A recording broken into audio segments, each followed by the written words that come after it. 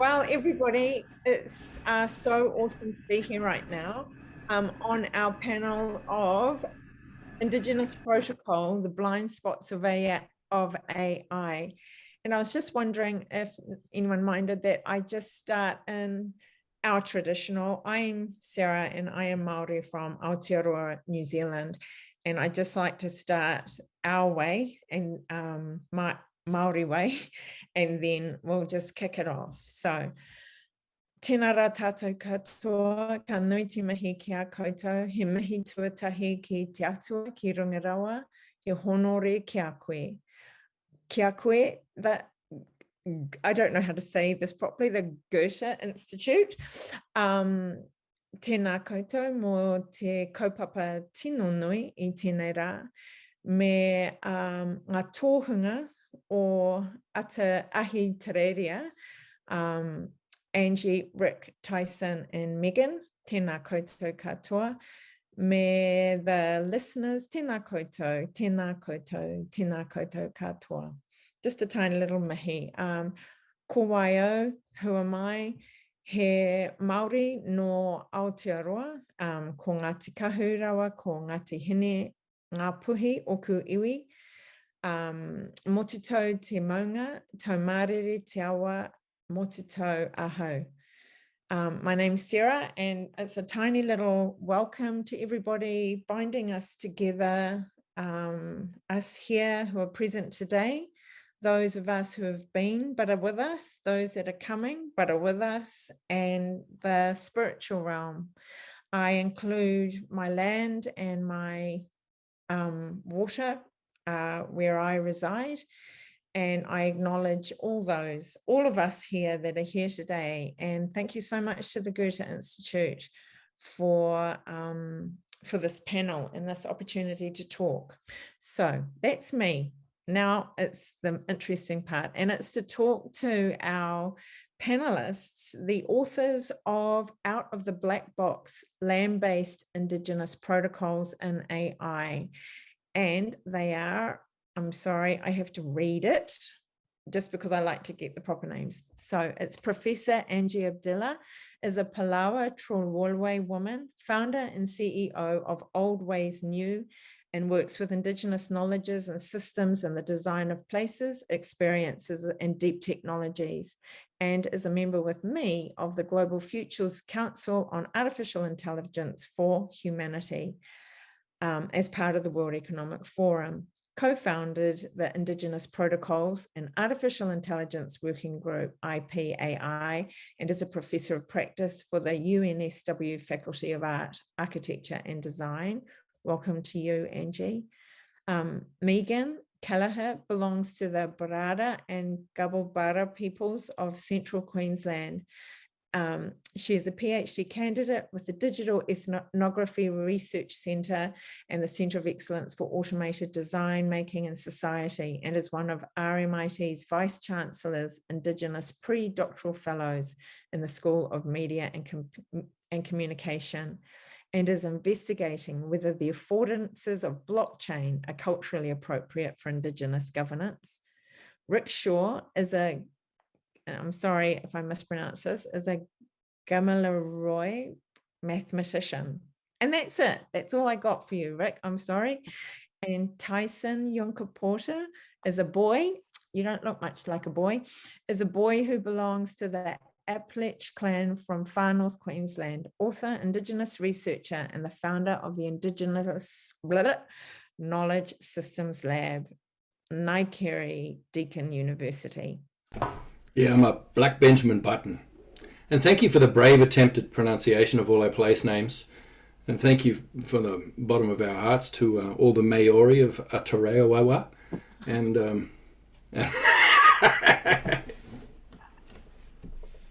See, you're fun to watch. yeah. No, it's absolutely my pleasure in reading all of your CVs. There's so much more to you all than that, and I know that, and that's what I can't wait to get to the heart to. But boy, talk about feel a little insecure reading your CVs. They're very impressive. But I just want to get cracking right into it. firstly, in talking with Jeanette, who has given us this opportunity, you know, I was saying how it's often pitched, oh, Indigenous knowledge, digital technology, you know, worlds apart. You know, what could digital technology teach the ancient cultures? This is what some narrative that I've heard, and what I've discovered anyway, for my own personal point of view, is actually how aligned for anyway, Maori, I hate speaking Indigenous like I know every other Indigenous, but how aligned digital technology is to Maori thinking in this way of connection. We see it as a physical manifestation of what we already knew, and that was we're connected, people, place, time, but throughout time, not just present time. And in that way, I feel very excited about what we bring to this conversation of artificial intelligence. So I'm going to just start with a first question somebody asked me. If you could, each of you, reintroduce yourself your way, and in a way that you would feel you would like to, and perhaps just as a beginning, just say what brings you into this realm, bringing your indigenous knowledge, indigenous knowledge, can't speak English, to this topic of AI or digital technology. So Angie, do you want to start? Oh, okay.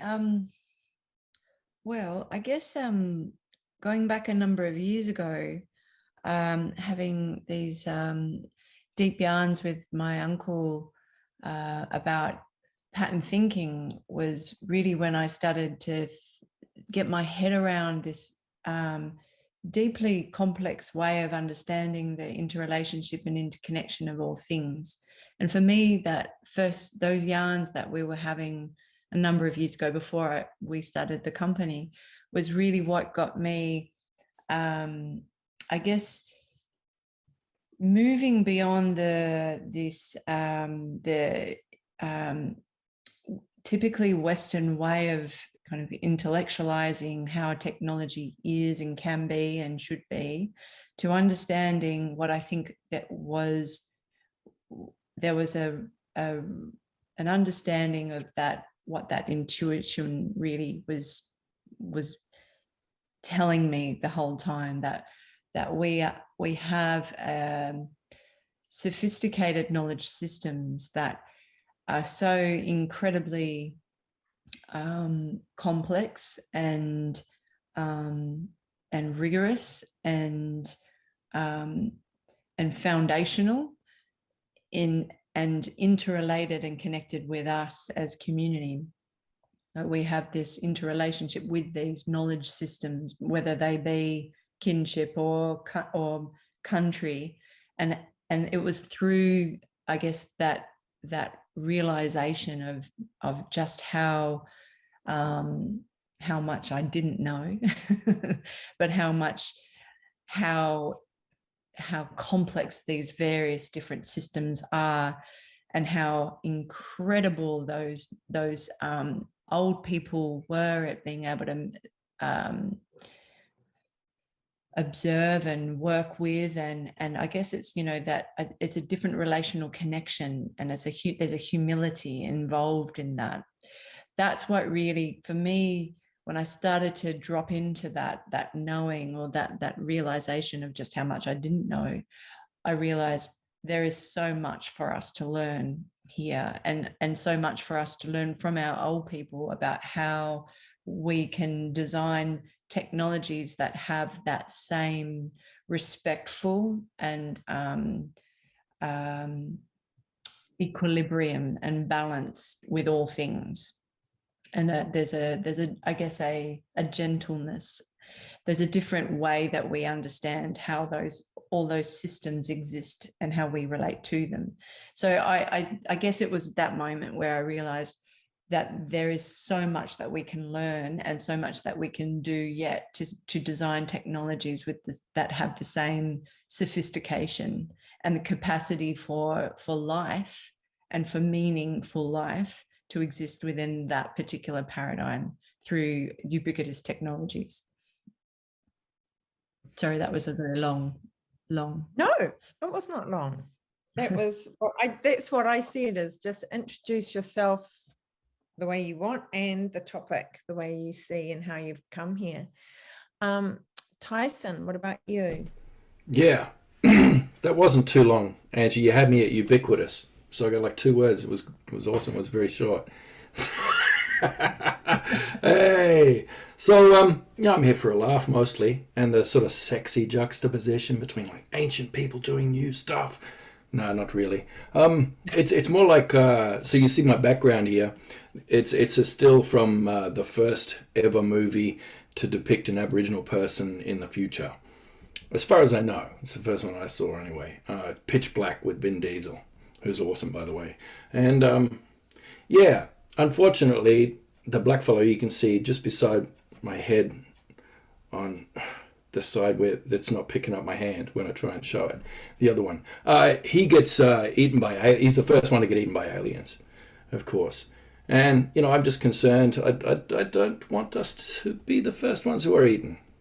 So you know, so that's sort of going into the future. So I'm a bit of a Luddite, and if you look into the history of the Luddites, they weren't against the technology, they were against the industrialization of labor.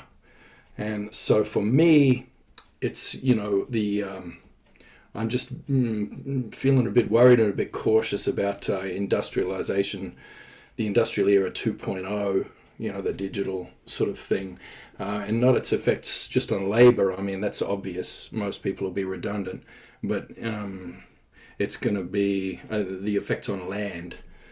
So that's what attracted me to working with Angie, was looking at, she works with country-centered design, and so it puts country, land right at the center of things. And so, you know, basically we're looking at protocols for, you know, how to make sure that land is considered first and is at the forefront of everything. And it can be a source of innovation too, like your mob there. So like in New Zealand, it was like, you know, hey, don't you know we have earthquakes here, bro? You want to get those servers and put them in the creek, float them there. Then they won't fall down. You know, it can be as simple as that. So anyway, yeah, that's what I'm here for. Something and giggles. Megan Kelleher. Megan Kelleher. She, her.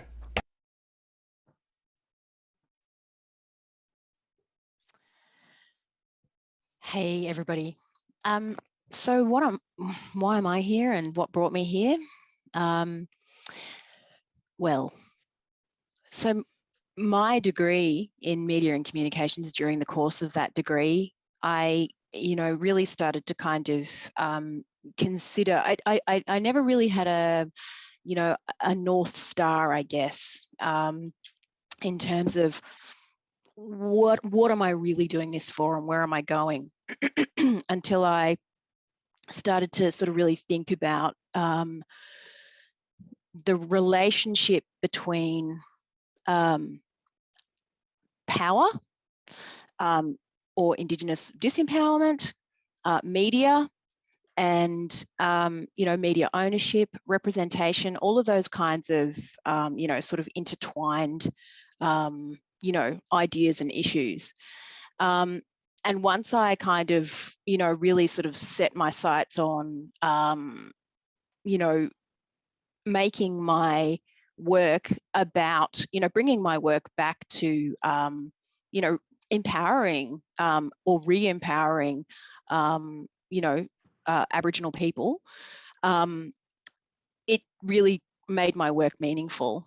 And so I've kind of followed that you know, North Star, I guess, always, you know, obviously coming from a place of being grounded in my you know, Indigenous identity, but tying that to my work was something that you know, I kind of had to do purposefully and think about purposefully.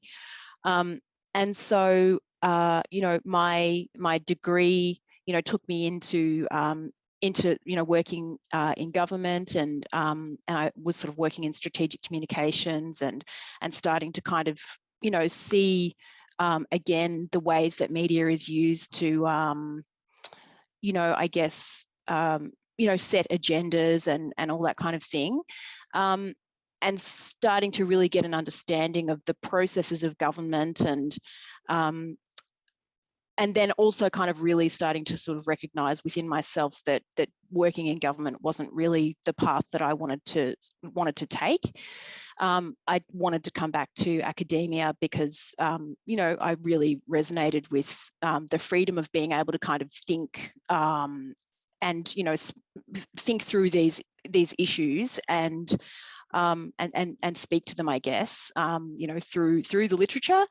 And so I, you know, made my way back into academia, and looking at this, you know, new emerging world of blockchain, and Indigenous governance, and sort of looking at the impacts of what blockchain technology or automation would have on, you know, Indigenous governance. And so thinking about how, you know, if processes are automated, but they're absent of data that is related to, you know, the lived experience of Aboriginal peoples, then what does that mean for those processes? And so this is kind of, you know, brought me in contact with Angie and with the IPAI, you know, workshops that happened in Hawaii, and then earlier this year, and I think it was just this year, wasn't it? I kind of feel as though it was last year, but yeah, so just this year, you know, in those, you know, sort of second and third iterations of the IPAI work, you know, thinking about AI, and so really about what happens if our ideas and our perspectives and our knowledge and our, you know, values are not, you know, kind of, if we don't have a place at the table at the outset of, you know, the innovation of these kinds of systems, then what does that mean for not just for us, but for really for all of humanity? Because our knowledge is really valuable, and it needs to be included. So that's where I'm coming from. Sorry, I was on mute. Thank you. Thanks, Megan. And Rick. Western states govern on the behalf of capital. And the philosophy that says we have dominion over the world is going to kill this planet. And the only thing that's going to save this planet is to turn to old ways. We, Indigenous peoples, come from cultures that put the land first. AI is just the newest way that capitalism is working out how to screw us over. So our cultures, our Indigenous cultures, which are screwed over by colonialism, our cultures are reviving, and AI needs old ways to make sure it's used for people first and not profit.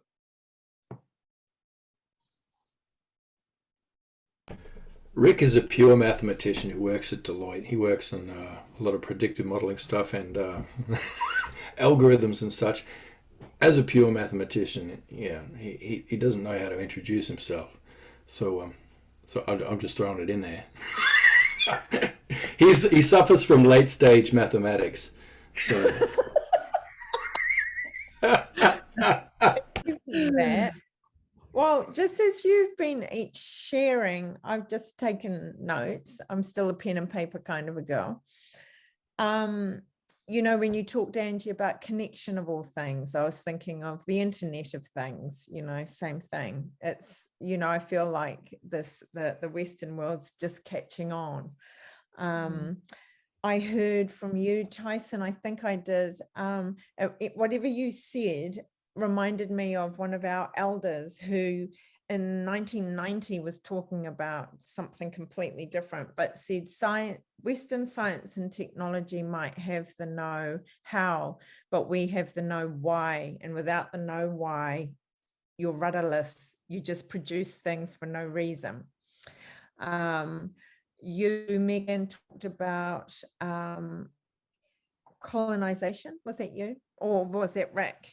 And it was also about the data gathering. You know, it has to be relevant to Indigenous people. And I sure found that out in my master's that I did on a Māori lens on digital technology. When I first discovered algorithmic bias, I thought, hang on a minute, this feels very familiar. And the more I read, the more I went, oh, this is actually just the analog. What I'm reading is the digital version of the analog colonization that we already know. And AI is all about the data. Really, it's all about the data, how it's gathered. And it's not just about it, but in terms of what I've been looking at. And so when you said we need people at the table, when I was at law school 20 years ago, finding out how the law was used, like, to me, the law is like an analog algorithm because it's embedded with the values of just only a very small demographic of society. It historically always has been.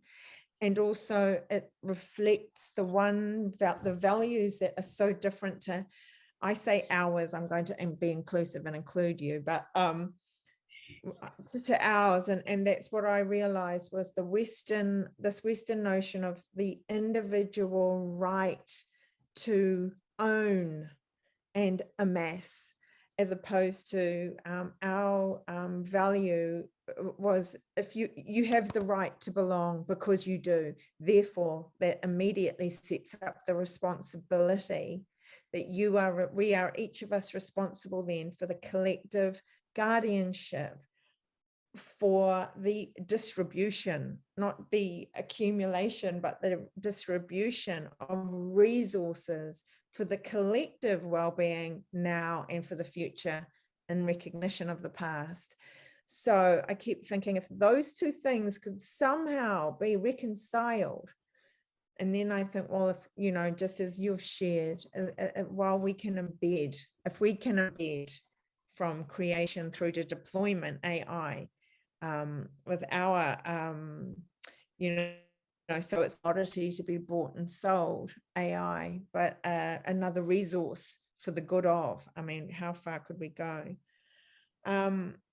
Angie, in the paper, sorry, it says this: Indigenous protocols for artificial intelligence represent a clear commitment to systemic change in a time of flux and transition, a phase shift towards a way of life that is not transhumanist or utopian, but ingeniously re-embedded in the law of the land to ensure the future survival of our living biosphere. So would one of you like to, because there'll be tons of people listening that may not really understand what that means. Does somebody want to share what that means?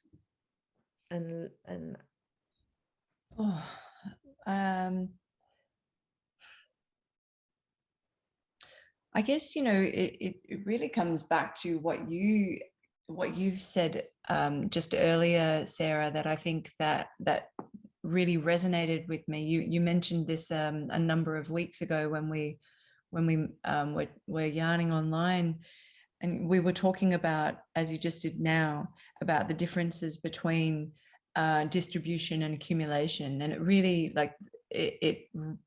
when you were able to so succinctly summarize the fundamental differences between those different paradigms, the Western and colonial and capitalist paradigm and an Indigenous paradigm, really, that's it. Like, you've just nailed it so succinctly. One is of distribution and the very considered and the very considered responsibility of managing natural resources and the distribution of those natural resources, as opposed to the Western individualist, capitalist expectation of accumulation. And when you think about the evolution of technology, Western technology, of course, you can see, you know, the foundations of those technologies, and in particular AI. If we think about, you know, how it's not that hard to stretch the imagination 10, 20, 30 years into the future to see how the evolution of AI is, where it's heading based on those different models, and what the opportunities are, if we think about from a systems level, what the potential is for technology, ubiquitous technology, to be designed with that fundamental difference, one of the very considered care for natural resources and the distribution of them, and how technologies at a systems level could be designed to reflect those systems and how they work, and perform and operate with the same values and principles and protocols embedded within the actual architecture itself.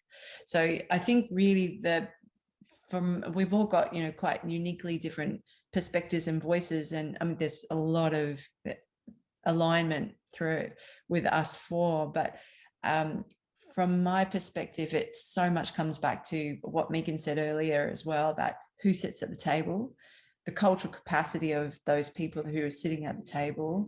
When I'm talking about that, I'm referring to our non-Indigenous brothers and sisters who we need to work with, but also the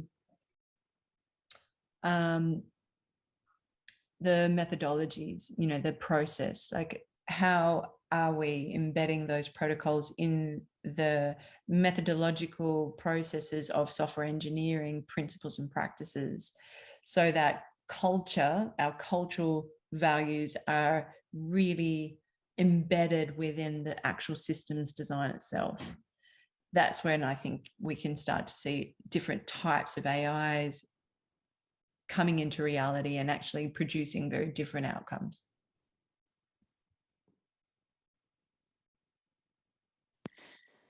So it looks as though we might have lost Sarah. No, there she is. Sorry about that. I had to then just quickly go onto my data. Anyway, so I'm so sorry. So you finished, Angie? Did you just finish then? Okay. Yeah, I just basically said what you said was really top notch. I did hear most of it, and I got the last bit when you said about Megan. It's all about who's sitting at the table and culturally upskilling. You know, there's a big talk about becoming digitally transformed as a company, but you know, what about the cultural upskilling that needs to occur in countries like yours and ours, where the Indigenous people have been colonized, but you know, yeah. Anyway, so can I just say it's not just about representation. It's not just about, like, you know, do we have, you know, are we centering these voices in tech and all that sort of stuff? That's good. But what I think one of the most exciting things about working this way, if you're working with ways rather than just, you know, who are we pushing forward and why, and what looks good on the poster, and kind of, you know, what's a sexy tweet and all that kind of thing. If you're really working with integrity from the protocols, things start to get really interesting. Like, they get really interesting because our protocols in our culture are really limiting.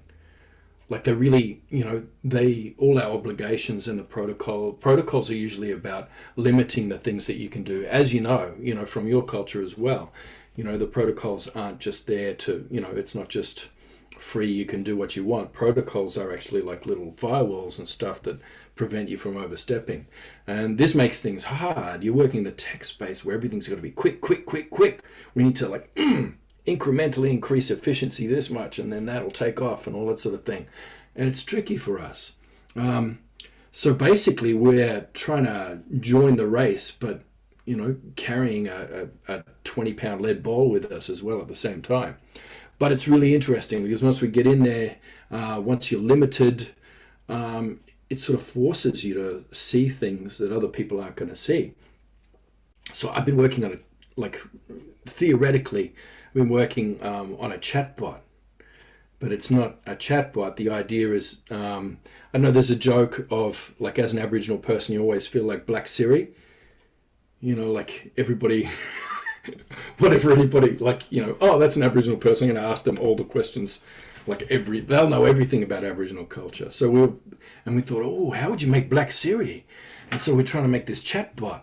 And so we start looking at all the decision trees and we're like, Jesus, these settler decision trees, they don't make much sense to us. So we're trying to tweak, and then, no, that doesn't work. Well, where are the roots? Where are the roots of these trees? And it's like, yeah, hey, where are the roots? Oh, there are no roots. There are no roots for this tree. They just come out of nowhere.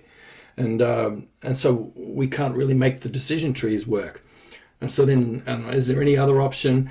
And so then people start talking about, well, if you've got a learning algorithm, you could probably build one like that, but it depends on what kind of data it's going to graze on. And then that comes back to your first point that you made right at the start about, like, what kind of data do we look at as Aboriginal people? What are the massive, complex data sets that we can, have our learning algorithms grazing on? And which data sets are the ones that are going to produce the kinds of thinking and outcomes that we really need in the world, going forward for like several generations. So it's this kind of thinking, it kind of produces all these amazing out-of-the-box solutions and, new directions. So I was working on Black Siri, and now that sent me in another direction from thinking about that, so either I'm just going to be hopping around, Zeno's paradoxing all over the place, or, I'm going to discover like the next big thing, and then we'll have a startup in our garage, and then I'll own you. I'll buy. Because I'm not a technical person, what you just said was so interesting, that you are confined to technology that's already been built. And so just in that example of decision making, it doesn't fit, it's not fit for purpose, our purpose, or it's not fit for our thinking. I would not have known that. So but it's unquestioned. It's unquestioned in all the rest of the world of tech. Yes. But we're forced to rethink the decision trees. And what might we find there? Or what might we find when we're trying to avoid these decision trees that just don't work? It's very cool. So does that mean it is possible to create new decision-making technology based on that? Right. That's exciting. That's it. Black Skynet. Finished. It feels we did like it. it was more agile. And well, it could potentially it is. Yeah. Organic and yes. Yeah.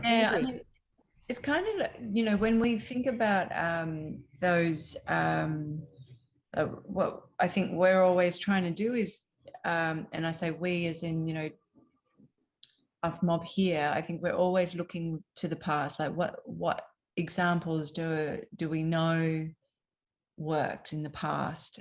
When we're thinking about automation, there's actually plenty of them. When we're thinking about, when we actually start exploring what are ancient technologies and what are those different design principles embedded within those ancient technologies that are still relevant today. And, there's a lot of, pre-industrial technologies embrace energy and flow and work with those energies and flows, whether it be wind, water, sun, what have you, the elements in such a beautiful, poetic way. And I think what we found with the really brutal foisting of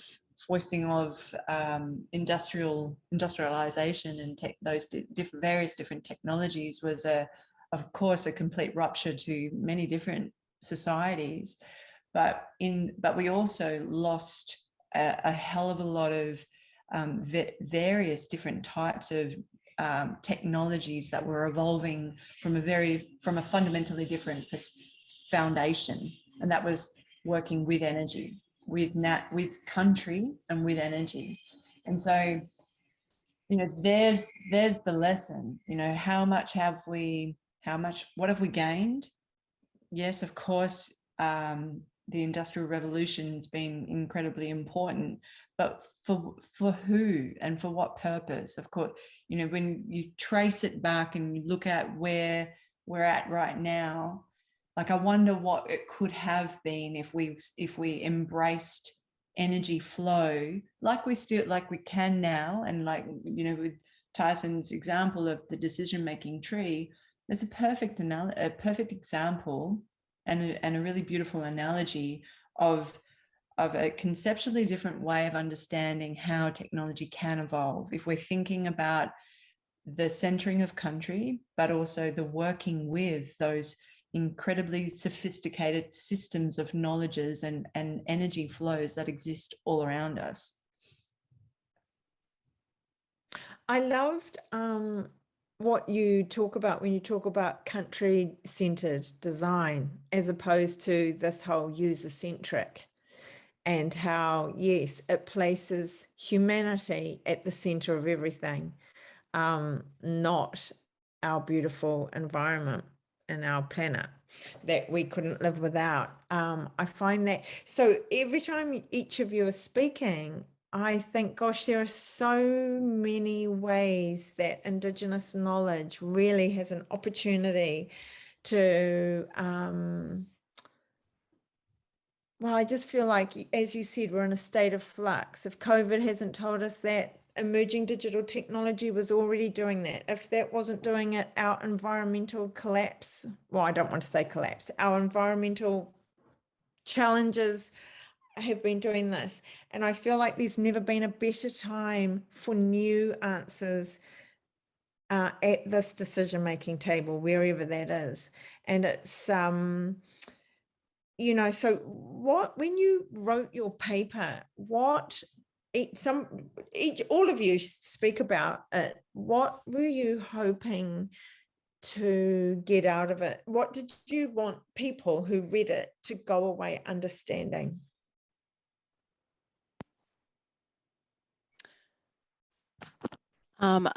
I would say that what we're hoping to, or what we were hoping, and I can, I don't want to speak for everybody, but I think that certainly from my perspective, it's about reimagining AI or reimagining any of these kind of automated systems from you know, the perspective of custodians or custodianship. You know, sort of if you're bringing in this idea of sort of, you know, stewardship. You mentioned earlier about, you know, about law.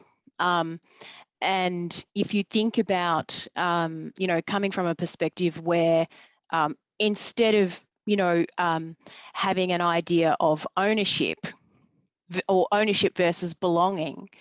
So as a custodian, you don't see yourself as an owner of, you know, things or land or you know, whatever. You're really just, you belong, and you sit within this concept of flux, like Angie has said. You know, when we're not here permanently, we're really just, you know, we're here for a very short period of time, and we sort of receive, I guess, you know, all that we've inherited from our ancestors.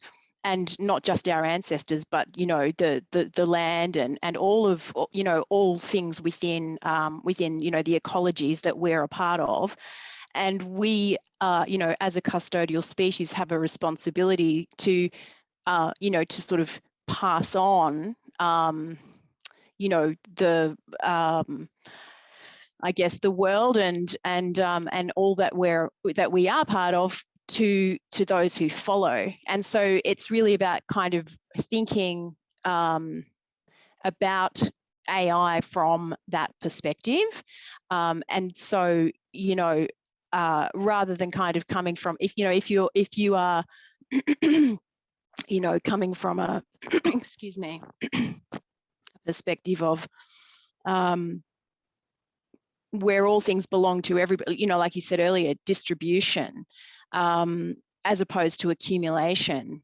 So, the we instead of, the I kind of thing. You're going to be thinking about, creating these systems from a really different sort of perspective. And so that's really, I guess, well, certainly what I was hoping to kind of infuse into these conversations, it's really about asking the question about, to what extent does AI and, other emerging sort of automated technologies continue or perpetuate the colonial project? And so that's really, just really a provocation, I suppose. And then coming from our perspective or collective perspectives, trying to kind of, I guess, kick off those conversations by providing, different sort of, use cases that we've, imagined and explored in the work that we've done in these workshops and labs. What about Rick? You haven't said much, Rick. It's because I love listening to my partners. And hearing your name in New Zealand, which is Rec.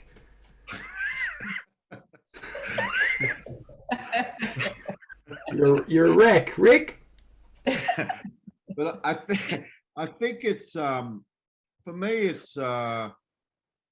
it's steadily on from what Megan said.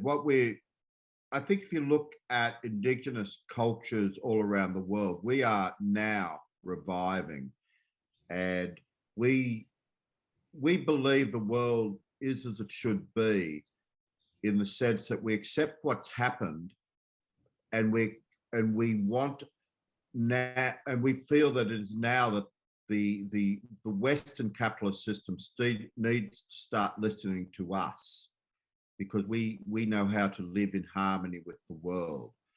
So AI, there are theoretical issues with the way the West is approaching AI, because the Enlightenment Project says that rational approaches will get you to where you want in this world. What we know as Aboriginal people is that the Enlightenment approaches will not get you to a full understanding of and a full enablement, will not enable you to live in harmony with the world. The problem I have, the AI is, I think, a really big problem because of the Western belief in rationalism, and it will be used as a process by which to further embed the role of capital over the role of people in the world. And I'm saying this because I'm a little bit enthused by, I'm taking a particular approach here because I'm a bit enthused by what's happened in Glasgow with COP, whatever it was. And there's so many words, and no one's doing anything. And about what we all need to do is start looking after the planet. And to me, it's really obvious that what you need to do is to start looking at the people who have been living in harmony with the world, rather than those people over the last 200, 300 years have been like kind of just doing a lot of damage to the world, to work out how to live in harmony with the world. And I think that the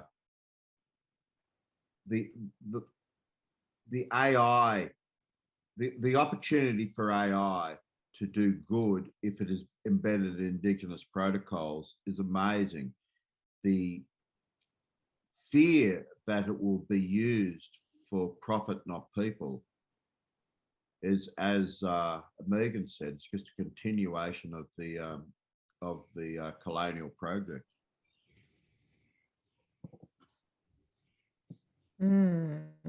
Look, so 2 days ago I was making stone knives on Dja Dja Wurrung country with traditional owners from there, and half the day, like, you know, before you're really even getting into it, half the day is taken up with the protocols of coming into relation with each other, coming into relation with the place, coming into relation with the stone, finding that stone that sings to you, tapping them all, making it all just right. It's got to be, you know, you got to make sure things are sorted out with the spirit of that stone, and having that history. You know, one of the things we talked about was how for most of human history, and it kind of sucks because for most of human history until like 5 minutes ago, we were the world leaders in technology here in Australia, because we were the first, tens of thousands of years before everyone else, we were the first to have ground edge stone tools.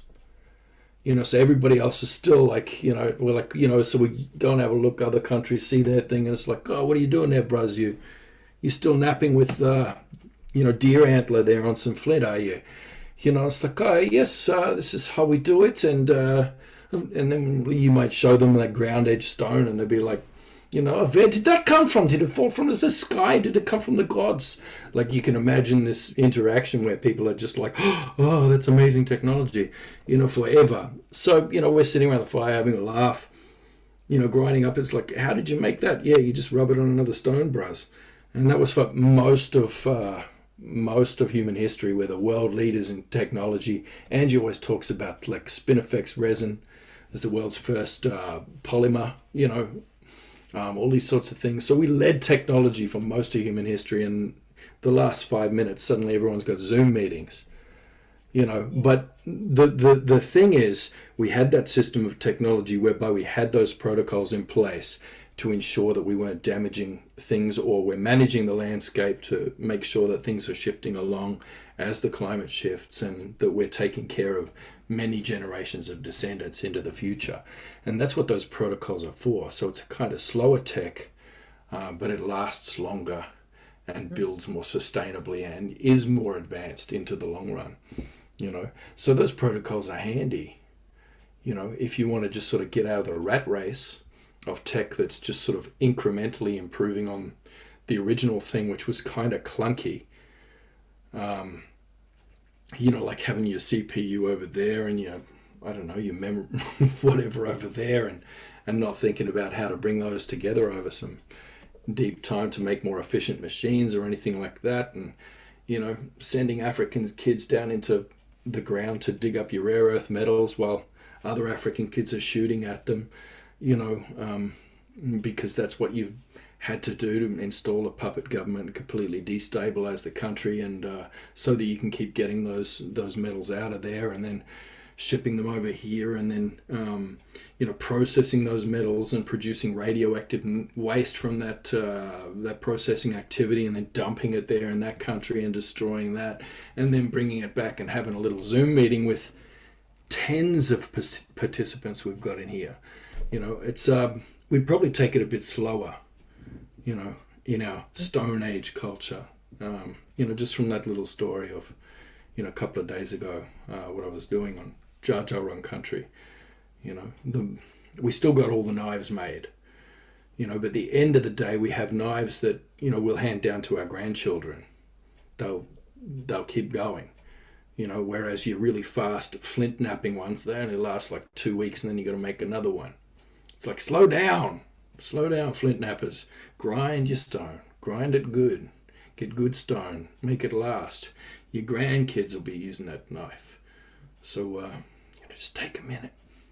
It takes longer. It can take like, you know, to make a really good stone axe, for example, it can take like, you know, 2 hours a day for a year to get it just right. But then that will last for, you know, 100 years, that one axe, you know. Whereas the napped one, you know, that'll only last a few goes, and then you need a new one, which is kind of like these mobile phones we have to use. They don't last long, eh? So get your protocols on. I really like what you said about the 5 minutes, you know, like 5 minutes ago, you know, we've got Zoom now, but, you know, because I know that your culture, your people, is this correct, have had 40,000 years of uninterrupted civilization and relationship? Incorrect. That's like the maximum amount of years for the out of Africa theory to still work. So we cap it. We cap it at 40 to 60,000 years.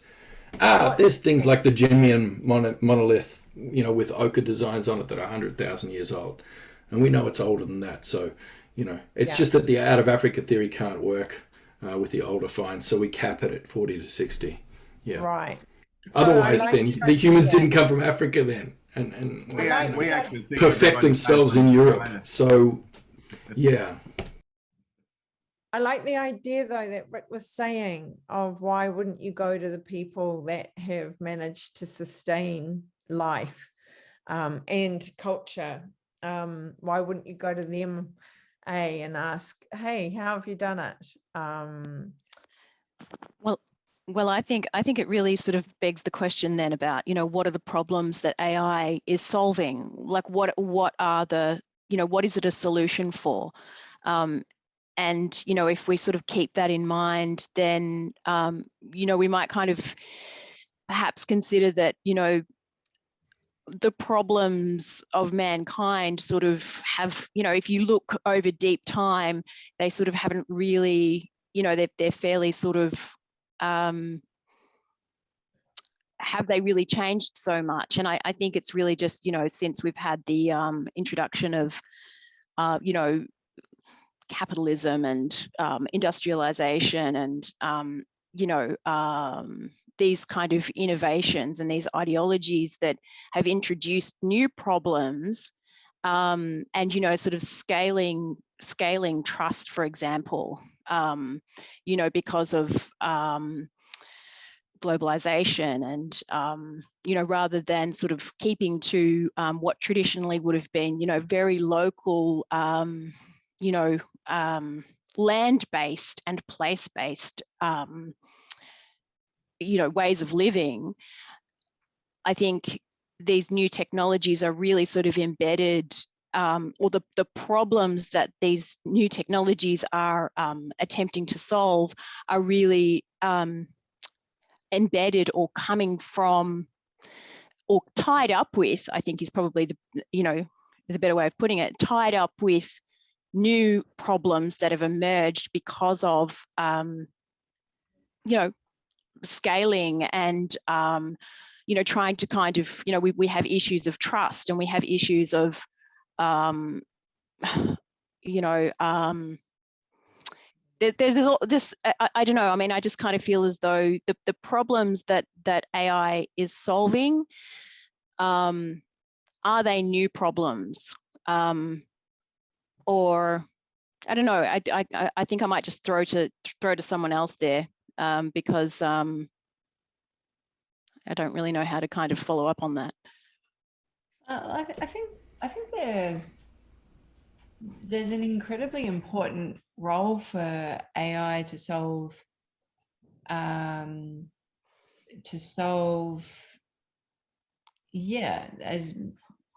real issues that are definitely, like, so many of them are, you know, direct result from the colonial project and capitalism. I absolutely agree. But I mean, I think there's also the capacity for us to think about how these technologies are not just solving problems. And when we think of it, like, if we move beyond this concept of the intelligent machine, which primarily is based on, you know, input output, you have to feed the entity input to produce the output. Like the conceptualization of these machines, these so-called, you know, intelligent machines, right now in their current form, are still quite infantile, I think. If we think about, you know, the sophistication of our systems, our knowledge, indigenous knowledge systems. So, you know, in the paper we talked about, you know, how one particular kinship system works, and the origins of those kinship systems, generally speaking, on this continent are designed to keep bloodlines clean and healthy, so that you have small groups of people, which we all know it's better to be, living in smaller groups of people for all sorts of reasons. So those kinship systems are designed to keep small groups of people healthy.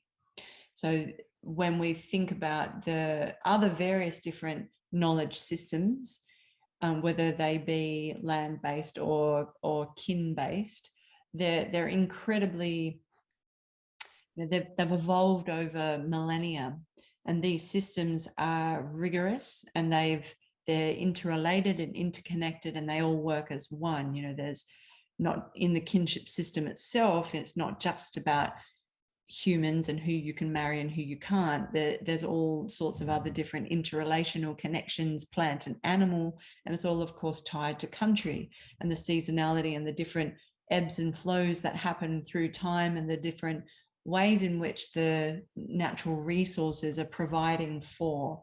So in those systems themselves, there's so many lessons that we can learn from, and not just around, how can the current AIs right now be better based on our knowledge systems to solve everybody else's issues, that we didn't create.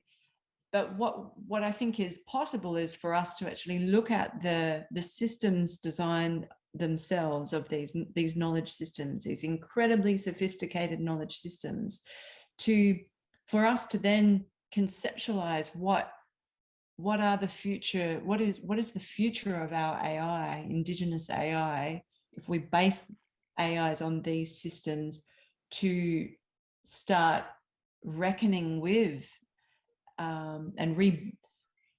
to restore balance, basically.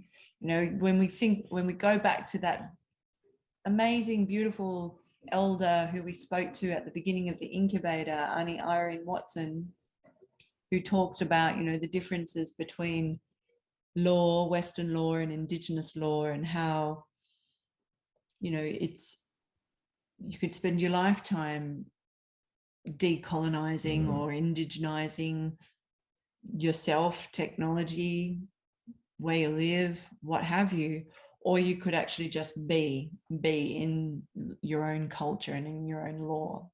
And I think that what we have right now is the capacity to actually start designing AI from that basis, with law as the foundational basis, so that we can start to design better, equitable ways for distribution to happen, for the management of natural resources and the distribution to happen. So trade, climate change, education and learning, welfare, the security of natural resources, everything can come back to the systems design that we have already here in our knowledge systems. Miss. Oh, can I just give a question? The Nestle question. Yeah. Yeah, I got you. Nestle. Did you read? Do you want me to read it out loud, or did you all get it? We have a question from Rita that says, "Hello, I have questions. When you talk about AI, do you mean general AI or just machine learning applications? And how would big companies like Nestle accept input from Indigenous protocol without tagging it as bad?" Well, it depends. Yeah, well, it depends how productive we are.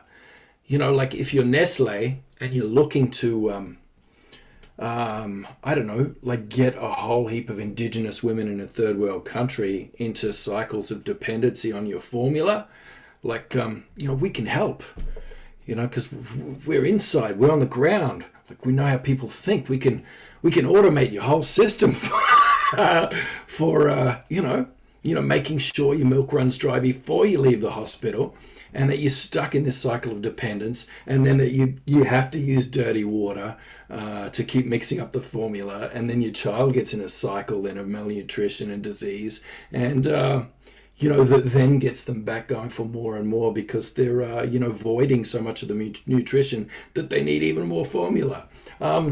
So we've got you covered on your business model there, Nestle, and I don't know if you can tell if I'm being sarcastic, but basically I don't care if Nestle thinks we're bad.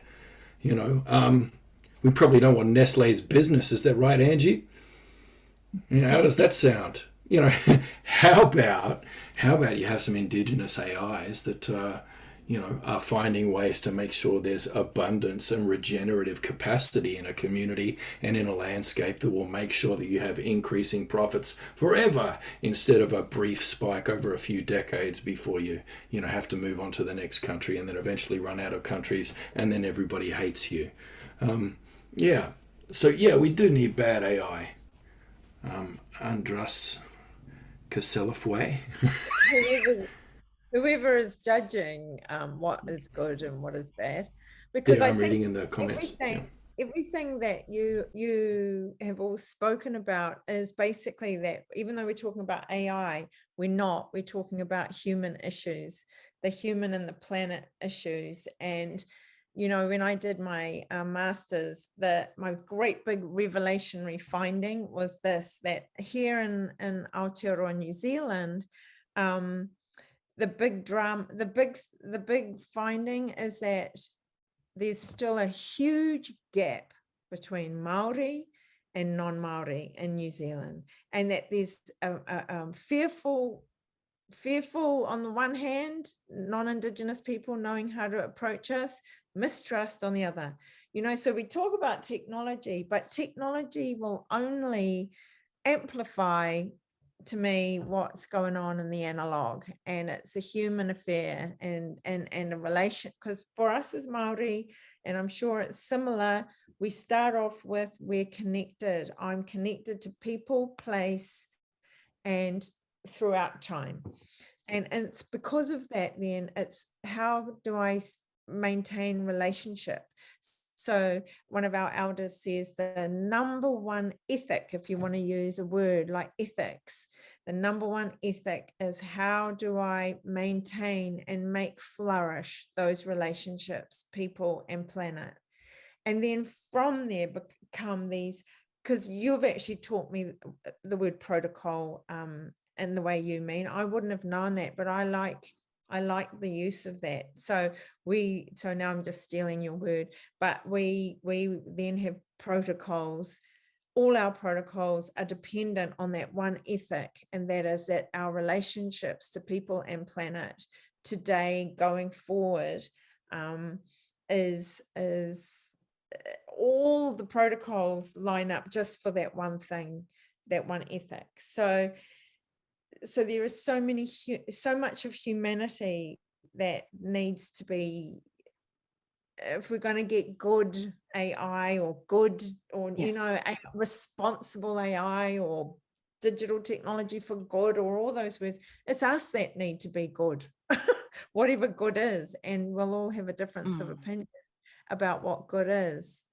I've written I would just like to respond to Rita's question, and I can see that Rita has also you've put in a follow-up comment, but just to go to your first question, Rita, about are we talking about general AI or machine learning applications? I think that that these values and protocols and ideas that we're talking about could really apply to both. When you're thinking about, general AI, I don't know if you sort of mean, artificial general intelligence, which is, kind of like, all-knowing, powerful, connected sort of Skynet-like systems, which, or, like, machine learning or you know, their systems essentially sort of having intellect and intelligence, a self-awareness, or, you know, beyond human understanding, which, you know, from what I understand, you know, that is unlikely to sort of to really occur. And so we're talking about, you know, probably machine learning applications, really. And so it's about bringing insights and values and perspectives to those applications that are really, I guess, aware of, you know, like you've said, Sarah, what are the values that need to be considered? You know, there are really useful, you know, applications out there, and that are solving important problems, you know, and far more efficiently than you know, humans would potentially be able to, you know, to do them. And so that's not to say that, so it's not to say that AI is bad. It's really about bringing these values, I suppose, to the development of AI in general. So specifically and generally, that would kind of be my answer to your question. And, you know, as far as a big company like, you know, whether it be Nestle or whether it be, I don't know, you know, whatever the corporation is, if you've, I suppose you'd have to sort of think about, you know, what the motivations are of that corporate entity. You know, if they're sort of driven by the, you know, the idea of increasing market share to sort of, you know, bring value for the stakeholders, then they're probably going to be operating on an extractivist sort of paradigm. And that is not, I would say that that's not necessarily in line with, you know, an Indigenous, you know, worldview.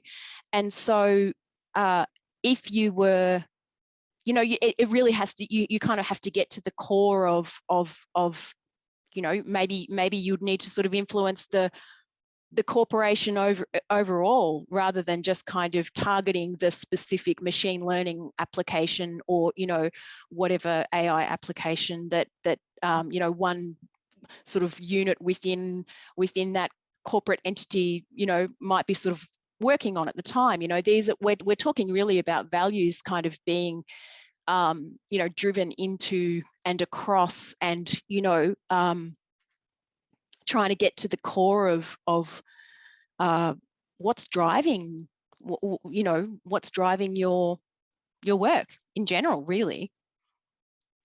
Can I just say there's a quick question here from, I'm sorry, I'm going to mispronounce your name. I think it's Joshin, sorry. It says, Indigenous voices have been systematically excluded from any conversations. Last but not least, those around new technologies. Is the AI case different to other technologies when it comes to Indigenous input? Can I just quickly answer from my point of view at that point?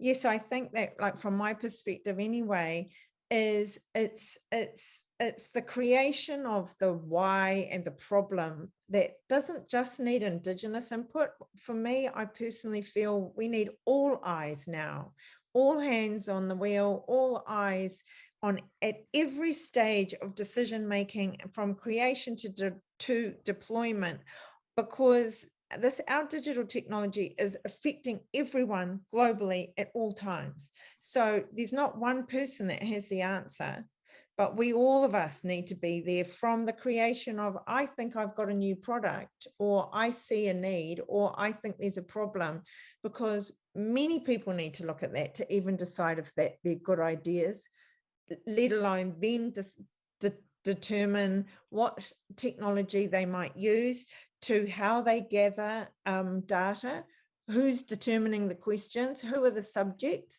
who are the researchers, how are they going to do that research. It's the whole process that needs to have so many of us there co-create, to collaborate with one another as citizens of the world, you know. And I do believe that Indigenous people have got much of what is needed. You know, when I hear about inclusion of diversity, I don't like that phrase, but inclusion of diversity, all of this, we as Indigenous people, as Maori, we have words that talk about that's who we are, as inclusive, not exclusive, and all of this sort of thing. I think, you know, anyway, so that's my thing. Rick and Tyson, do you want to talk about those things that you've put in the chat? Rick, now. You go, brother. No, I've done most of it here, out of us two. You got to say something. She right? I'll carry you if you like, brother. I can do that. Yeah, look. Because Rick said you. So Rick says, yeah. Slavish devotion to rationalism. Gödel and Turing's work show the limitations of axiomatic systems. Anyway, this just he'll speak more to that as we go, but we have 15 we have 15 minutes. Jeez. Yeah. Well, look, just really quickly, that just reminded me of we did a lot of thought experiments. So we did all the classic AI thought experiments. So we did the paperclip maximizer. People, you can look it up, you know, these things. AI thought experiments are really cool. Another one was from Alan Turing. So the Turing test, it's like, you know, what questions would you ask a robot to find out if you were talking to a robot or a human being, kind of thing. And so we did like a black Turing test and had a good laugh thinking about what our questions would be to find out if something was human. And then there's something else where you've got you know, in another room, somebody translating a language, like an AI translating a language, and you know, if you can figure out if they actually understand what that language is, you know, how you would do that. That's called the Chinese room, but we did the Gamilaroi room, which is Rick's language, and we also did. We made up our own thought experiment for the Internet of Things and AI. We called Brother Fridge, and so we were thinking about, so if somebody had like a smart fridge, and you know. So it's a man in a family, and he has a relationship with the fridge because the fridge knows him better than his most intimate partner and doesn't judge him, and like, you know, is looking after all of his needs. But he's in an extended family, you know, so he ends up developing this almost sibling relationship with this smart fridge. But then what does his niece call the fridge? Does his niece call the fridge uncle? And then, you know, we got into heaps of stuff then about the avoidance relationships we have in our kinship system. Like, you're not allowed to talk to your mother-in-law or pass something to her. So what if your mother-in-law goes to the fridge and gets one of your yogurts out? What if the smart fridge gives her something from you? Who's in trouble then? Who's broken the law? Like, do you get speared or does the fridge get speared? You know, all these kinds of things. We ended up, yeah, we had heaps of fun with it, but out of that came so many things. We ended up doing test cases for all kinds of different things, you know, that came out of that. So we ended up applying a marriage algorithm from our kinship system. We applied that as a selector protocol in genetic computing. You know, where you breed those algorithms, you like splice them together. If you look up genetic computing, it's pretty sexy. So we actually ran that as a selector against a whole heap of traditional problems in genetic computing. Like rastrogen, that's one of them. And so, you know, basically all these different problems where you got your, you know, these algorithms that you're breeding. But we were breeding them according to our marriage law from our kinship systems, which is really cool, you know. So we had some really interesting findings come out of that. You know, we ended up, we were thinking about all kinds of things, especially in the avoidance protocols, like the ones that limit you, you know, with your in-laws. That ended up leading us to some interesting, you know, automated decision-making things with blockchain. So instead of proof of work and proof of stake, we were thinking about proof of auntie, about how you could automate, you know, the seeking of permissions and the granting of permissions to access Indigenous data, to protect Indigenous data sovereignty, and also to protect Indigenous sacred sites. So when someone enters that site it pings on their phone and they have to ask permission from an elder remotely, and then the elder can say yes or no, and then the elder gets a bit of Bitcoin, you know, or something, so elders could be employed that way all the time. I don't know, we had heaps of really cool, you know, little test cases we were working on, including for, you know, predictive modeling software and things like that, you know, little things we were working on, and it was just really cool. So doing those thought experiments, but looking at them from an Indigenous perspective, it did produce a lot of really exciting, innovative ideas that somebody a little bit more technically capable might like and pick up and run with. Maybe Nestle. What do you think, Rick? I think that we need we see the world as our job as Indigenous people is to live in harmony with the land, and we can't. My feeling is that I want everyone on this call and everyone, and my big push over the rest of my life is to try and encourage people to live in harmony with the land. And I think everybody on this land, everybody on this call is Indigenous to somewhere. And you may be living as an expat, and so you may be living on the land that you feel connected to. But if you're living as an expat and you don't feel connected to your land, go to the people who are connected to that land and ask them how they can look after that land and how you can look after that land. And if you're living on land that you are connected to, start looking after the land that you're living on, because that's what we all that's what we need to start doing now. And my fear around AI, it is just the next tool to take us further away from the land. Yeah, I mean, 15 minutes. So if all of you would like to just really say what, I'm glad you brought that up, Rick, to talk about like your calls to action and what you'd like people to leave thinking about. So sorry, Angie, you go.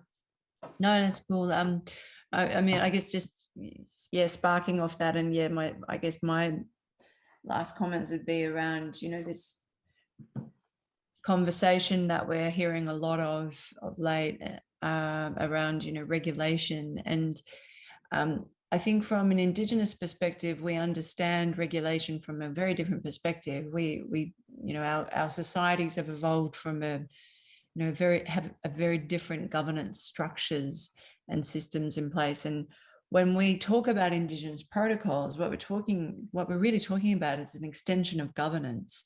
And that governance is what, as Tyson and everybody's actually mentioned on this call today, we've all been talking about how, and in our experience, you know, with these various different prototypes and various different testings, we've been finding that the governance, the protocols support innovation.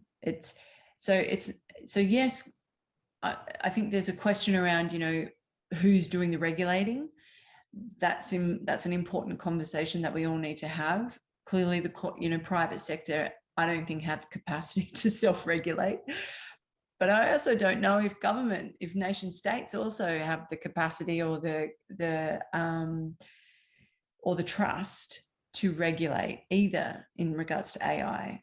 But I think we do. That we know, as Rick has said, you know, as stewards, as Indigenous peoples internationally, we are the one group of people globally that have been recognized as being the stewards of our lands, the careful management of our lands over here on this continent in Australia since time immemorial. You know, so we do have the answers, you know, and you're seeing all of these various different Indigenous leaders in particular at COP26 at the moment, you know, saying just move over and allow us the space to actually lead. Indigenous leadership is here. We do have capacity, and in regards to technology and in regards to regulation and the governance, good governance that's required for both the public and private sector, then yes, there is the capacity for us to think about regulation in a very different way. And it comes, and that way is through Indigenous protocols, Indigenous governance and protocols. And it's not just an existential kind of exercise. It's about a methodological process. How do we embed the principles and practices into programming logic itself? Beautiful. Thank you, Angie. Megan, do you want to say something?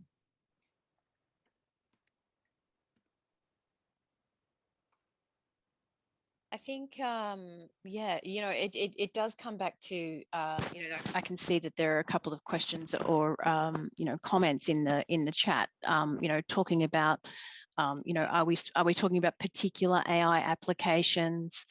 You know, are we talking about, you know, AI in companies? And when we're talking about, you know, Rita has there, you know, a question about AI in companies being used to maximize profit. And so really this is, again, it's about a paradigm shift that's required. And so, you know, so really I think, you know, we've got to just, if we are,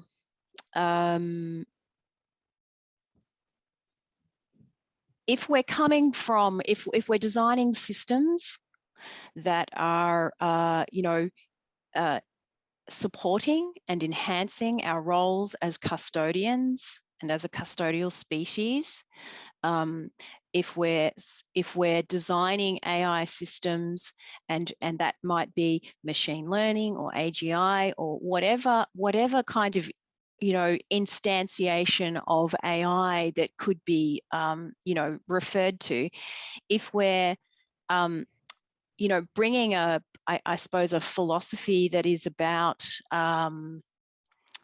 you know,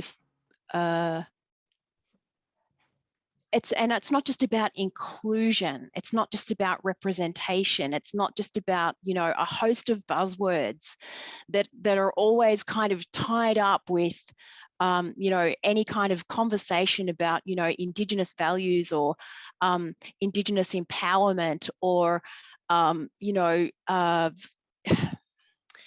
are sort of, you know, that are really grounded in this sort of deficit model of, you know, what has been lost, you know, by Indigenous people and what have they been dispossessed from. We're all going to be in the same boat, you know, if, yeah. and the conversations around, you know, COP20, I don't even know what number it is, you know, that there is an urgency, and AIs potentially could support our journey, you know, toward a, you know, a better future, or a future that is not,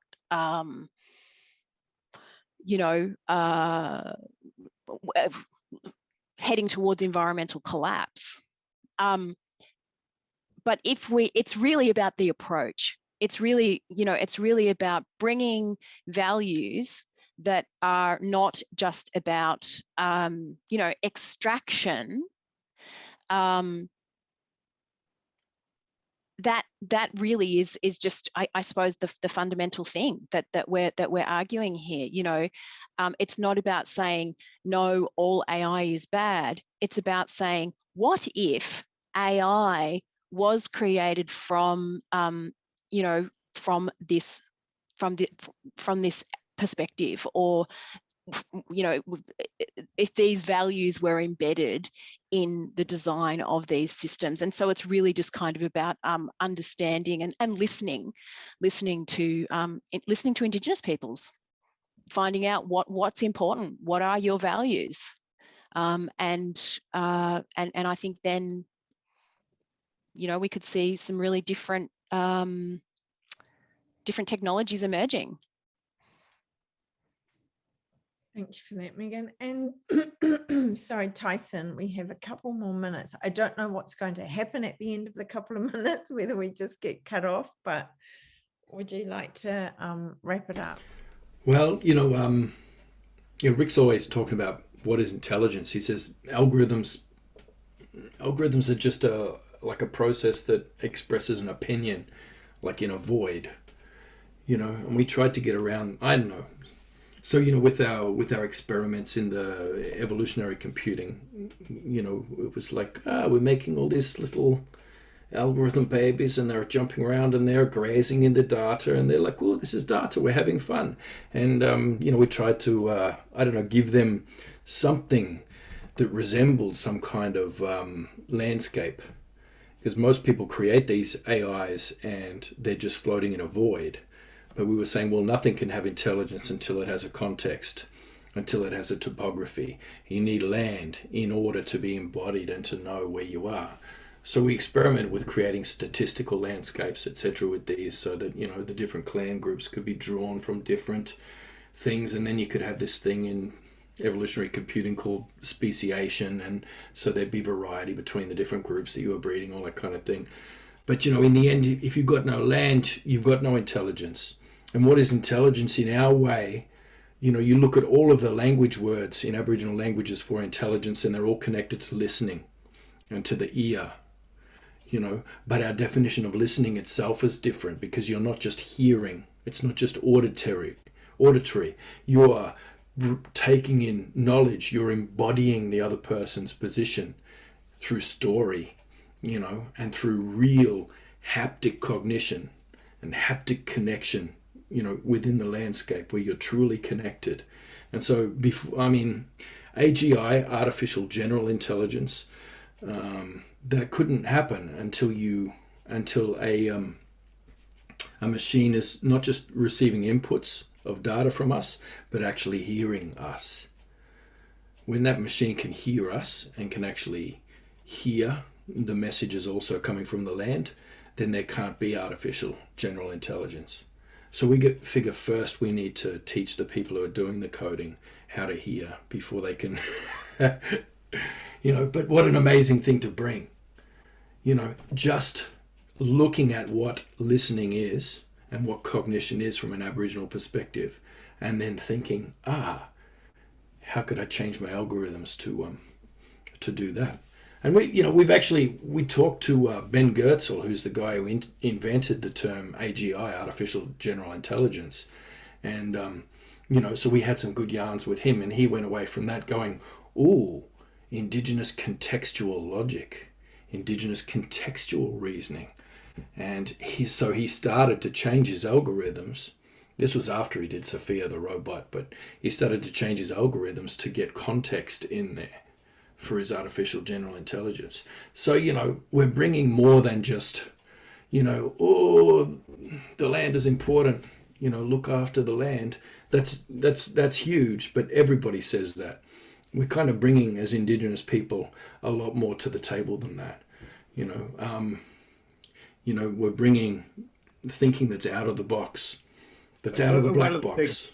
Yeah. And one of the things we're bringing is a deep understanding of the limitations of rational systems, which, frankly, the West has got to, but Western practice is back in the 1850s, and they haven't taken on board their own philosophy around relativity and quantum mechanics. Our philosophies are much more consistent with the modern Western metaphysics than Western practices.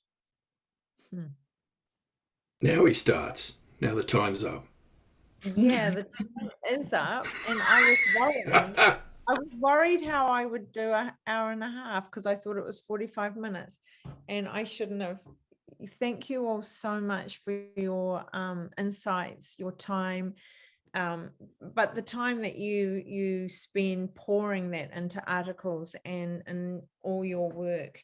And I've learned a lot myself too. I do hope, thank you everybody else for participating, for your really interesting questions. Hope you go away with a lot in your head, because I have got a lot to think about now. I've just written Indigenous contextual intelligence. So thank you. And thank you to the Goethe Institute also for having the foresight and the insight to see that an Indigenous panel is very enlightening. So thank you. Thanks, everybody.